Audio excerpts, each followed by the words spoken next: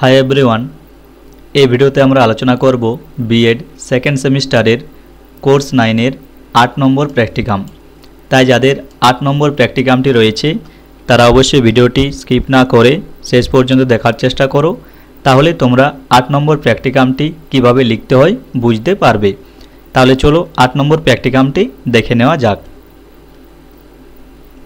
তো দেখো 8 নম্বর প্র্যাকটিকামটির নাম হচ্ছে preparation of blueprint and A question paper.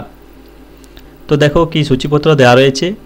প্রথমে রয়েছে ভূমিকা, তারপর রয়েছে একক অভিক্ষার সংজ্ঞা, তারপর রয়েছে একক অভিক্ষার বৈশিষ্ট্যাবলী, তারপর রয়েছে একক অভিক্ষার উপযোগিতা, তারপর রয়েছে একক অভিক্ষার উদ্দেশ্য, তারপর রয়েছে একক অভিক্ষা গঠনের পদ্ধতি, তারপর রয়েছে ছক নম্বর 1 থেকে ছক নম্বর 5, তারপর রয়েছে প্রধান ব্লুপ্রিন্টের ছক, তারপর রয়েছে প্রশ্নপত্র, তারপর রয়েছে উত্তরপত্র এবং শেষে রয়েছে উপসংহার।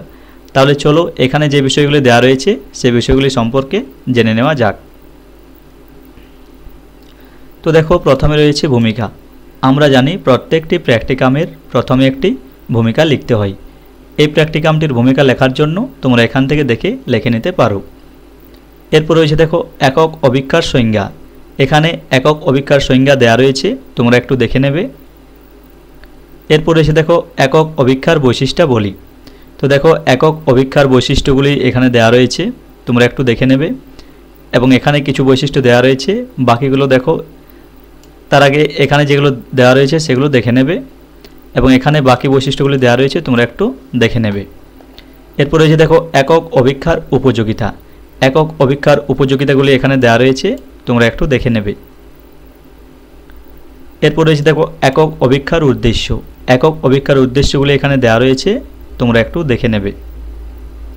এরপর দেখো রয়েছে একক অভিক্ষা গঠনের পদ্ধতি।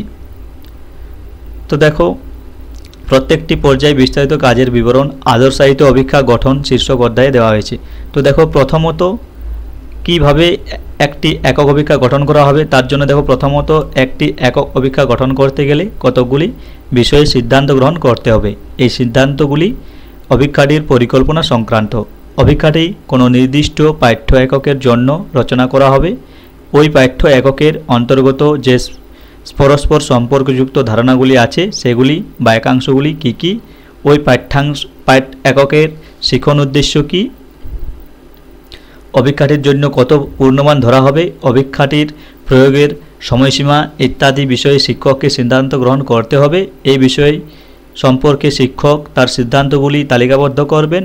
এই উদ্দেশ্যে একক অভিক্ষাটি গঠনের জন্য পরিকল্পনা রচনার সময় নিম্নরূপ সিদ্ধান্তগুলি গ্রহণ করে তালিকাবদ্ধ করবেন।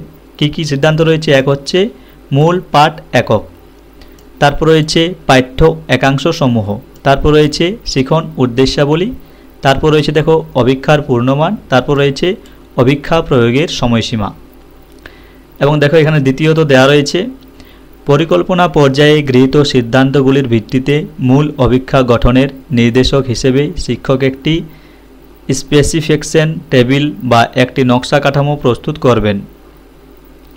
এই স্পেসিফিকেশন টেবিল কিভাবে প্রস্তুত করতে হয় সেই সম্পর্কে বিস্তারিত আলোচনা প্রথমে দেওয়া রয়েছে এবং এখানে স্পেসিফিকেশন টেবিলটি নির্বাচিত পাঠ্য এককের পরিপ্রেক্ষিতে রচনা করতে হবে।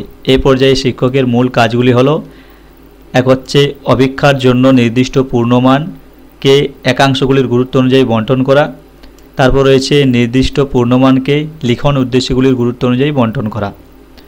তো কিভাবে বিভাজন করতে হবে দেখো এখানে দেওয়া রয়েছে। প্রথমে রয়েছে সাবজেক্ট, তারপর রয়েছে দেখো ইউনিট, তারপরে রয়েছে সাব ইউনিট। টেবিল নাম্বার 1-এ রয়েছে sub unit wise mark distribution. তো দেখো সাব ইউনিট 1-এর জন্য রয়েছে 3 নম্বর, ইউনিট 2-এর জন্য রয়েছে 7 নম্বর, ইউনিট 3-এর জন্য রয়েছে 4 নম্বর, ইউনিট 4-এর জন্য রয়েছে 6 নম্বর, টোটাল হচ্ছে 20 নম্বর। এভাবে কিন্তু নাম্বার বিভাজন করতে হবে। এখানে রয়েছে দেখো অবজেক্টিভ ওয়াইজ মার্ক ডিস্ট্রিবিউশন। প্রথমে রয়েছে নলেজ টাইপ কোয়েশ্চেনের জন্য 8 নম্বর, তারপর রয়েছে আন্ডারস্ট্যান্ডিং টাইপ কোয়েশ্চেনের জন্য 6 নম্বর, তারপরে রয়েছে দেখো অ্যাপ্লিকেশন টাইপ কোয়েশ্চেনের জন্য 4 নম্বর, তারপর রয়েছে স্কিল টাইপ কোয়েশ্চেনের জন্য 2 নম্বর। এখানে হচ্ছে অবজেক্টিভ ওয়াইজ মার্ক ডিস্ট্রিবিউশন।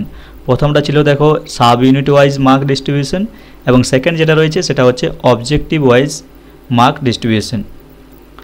তার একটা এখানে পাই চার্ট দেওয়া রয়েছে এবং এখানেও একটা পাই চার্ট দেওয়া রয়েছে। এবং 3 নম্বর টেবিলে দেখো দেওয়া রয়েছে sub unit wise distribution of objective along with marks. তো এখানে এই দুটোকে মিক্স করা হয়েছে, টেবিল 1 এবং টেবিল 2কে এখানে মিক্স করা হয়েছে। প্রথমে রয়েছে দেখো সাব ইউনিট, তারপরে রয়েছে নলেজ, তারপরে রয়েছে আন্ডারস্ট্যান্ডিং, তারপরে রয়েছে অ্যাপ্লিকেশন, তারপরে রয়েছে স্কিল। টোটাল হচ্ছে 20 নাম্বার। এভাবে তোমাদের টেবিলগুলো কিন্তু তৈরি করতে হবে। এরপর রয়েছে দেখো টেবিল নাম্বার 4-এ আইটেম ওয়াইজ মার্ক ডিস্ট্রিবিউশন। কী কী আইটেম রয়েছে? এক হচ্ছে দেখো অবজেক্টিভ টাইপ কোয়েশ্চেন, 2 হচ্ছে ভেরি শর্ট টাইপ কোয়েশ্চেন, 3 হচ্ছে শর্ট টাইপ কোয়েশ্চেন এবং 4 হচ্ছে ইজি টাইপ কোয়েশ্চেন। এবং এই যে মার্ক ডিস্ট্রিবিউশন রয়েছে তার একটা পাই চার্ট এখানে দেওয়া রয়েছে, তোমরা একটু দেখে নেবে। এবং দেখো এখানে রয়েছে table number 5 sub unit wise distribution of question item along with marks. এরপর দেখো 4 নাম্বার 3 আর 4-এর যে মিশ্রণ সেটা 5 নম্বরে দেওয়া রয়েছে। Sub unit objective type question, very short type question, short type question এবং ইজি টাইপ কোয়েশ্চেন। তো এটা হচ্ছে 3 নম্বর এবং 4 নম্বর টেবিলের মিশ্রিত রূপ। এবং এটা হচ্ছে ব্লুপ্রিন্ট, এখানে দেখো লেখা রয়েছে ব্লুপ্রিন্ট, এটা হচ্ছে ব্লুপ্রিন্ট। তো দেখো এখানে ব্লুপ্রিন্টটা দেওয়া রয়েছে, তোমরা একটু ভালো করে দেখে নেবে কিভাবে নম্বরগুলো বিভাজন করা হয়েছে। এবং আগে ব্লুপ্রিন্ট রচনা করতে হয়, তারপর প্রশ্নপত্র তৈরি করতে হয়। এবং ব্লুপ্রিন্ট রচনা করার আগে 5টা টেবিল তৈরি করতে হবে। দেখো এখানে দুটো টেবিল রয়েছে 1, 2 এবং এই দুটোর মিলিট টেবিল হচ্ছে 3 নাম্বার টেবিল, 3 নাম্বার এবং 4 নাম্বারের মিলিট টেবিল হচ্ছে 5 নাম্বার টেবিল। এই 5টা টেবিল ভালো করে করতে হবে, তারপর ব্লুপ্রিন্ট তৈরি করতে হবে। এবং ব্লুপ্রিন্ট তৈরি করার পর একটা প্রশ্নপত্র তৈরি করতে হবে এবং প্রশ্নপত্র তৈরি করার পর তারপর উত্তরপত্র তৈরি করতে হবে। তো দেখো ব্লুপ্রিন্ট অনুযায়ী এখানে প্রশ্নপত্র একটি তৈরি করা হয়েছে, তোমরা একটু দেখে নেবে। এরপর দেখো উত্তরপত্র তৈরি করা হয়েছে, অ্যান্সার শিট দেওয়া রয়েছে, answer sheet for short type question, তোমরা এটা একটু দেখে নেবে। এবং এখানে দেখো অ্যান্সার দেওয়া রয়েছে এবং শেষে রয়েছে উপসংহার। আমরা জানি প্রত্যেকটি প্র্যাকটিকামের শেষে একটি উপসংহার লিখতে হয়। এই প্র্যাকটিকামটির উপসংহার লেখার জন্য তোমরা এখান থেকে দেখে লিখে নিতে পারো। তাহলে এই ছিল তোমাদের 8 নম্বর প্র্যাকটিকাম। ভিডিওটি ভালো লাগলে অবশ্যই লাইক, কমেন্ট ও শেয়ার করো এবং এরকম ভিডিও দেখার জন্য অবশ্যই চ্যানেলটিকে সাবস্ক্রাইব করে পাশে থেকো।